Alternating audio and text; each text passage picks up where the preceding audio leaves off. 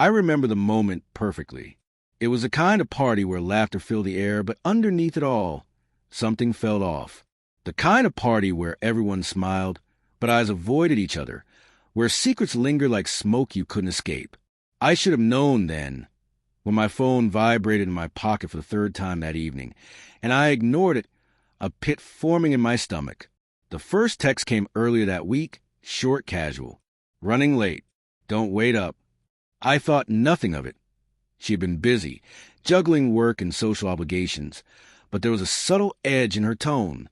It wasn't anger, not quite. It was evasive, like water slipping through your fingers. Over the next few days, calls went unanswered. Explanations felt rehearsed. Little things began to stick in my mind. A lipstick stain on a sleeve she swore she hadn't noticed. A faint perfume that wasn't hers. The way she laughed at something on her phone and immediately turned its screen down when I glanced over. I tried to ignore it. I questioned myself first. Am I imagining this? I asked myself. Maybe I was being paranoid. After all, we'd been together nearly a decade. We had shared everything, or so I thought. I clutched onto that belief like a lifeline, even as the unease festered. That night at the party, she looked radiant, in the effortless way that always used to make my chest tighten. We danced, we laughed, but I noticed how her eyes darted toward someone across the room, the subtle tilt of her head that didn't quite reach me. And then, as the music slowed, she leaned in for a kiss. Not tonight. I thought, smirking, pretending everything was normal. I pulled back gently, forcing a casual smile. My heart shouldn't have been racing the way it was, not with her lips so close. But something inside me had shifted. The trust, once solid, was cracking in silent, jagged lines. Later, I found myself in the quiet of our bedroom, my hands trembling as I scrolled through her messages, accidentally left open on her laptop.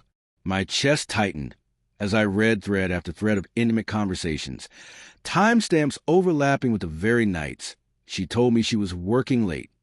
I could feel my own reflection staring back at me through the screen. Disbelief, shame, anger, and heartbreak all at once. I remembered our mornings together, her brushing her hair before leaving for work, sharing a cup of coffee in silence. How could all those small moments have been lies? How could I have loved someone who was living a double life?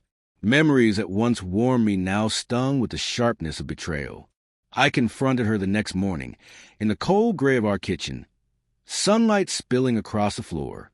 She looked at me with guilty eyes, trying to justify, trying to soften the truth, but there was no excuse for what she had done. I listened, numbly, as she spoke, trying to salvage something from the wreckage of us. She didn't deny it. She admitted everything, her voice shaking, tears in her eyes, but it didn't make betrayal hurt any less. We sat together in silence after that. Two people who had loved each other fiercely, now unraveling quietly. There were no dramatic outbursts, no shouting matches, just a slow, heavy weight of reality pressing down on both of us. I realized I could never forget, never fully trust again, but I also understood that clinging to anger alone wouldn't heal me. Weeks later, I moved out, carrying the remnants of my life in boxes, each one a mixture of pain and relief. And yet, in that quiet departure, there was a strange liberation. I could breathe again, think again, and begin the slow work of rebuilding my life without the shadow of betrayal looming over every choice. I don't hate her, not really. Love doesn't always vanish, even when it's been broken. But I've learned that self-respect, honesty, and boundaries matter more than the illusions we sometimes cling to.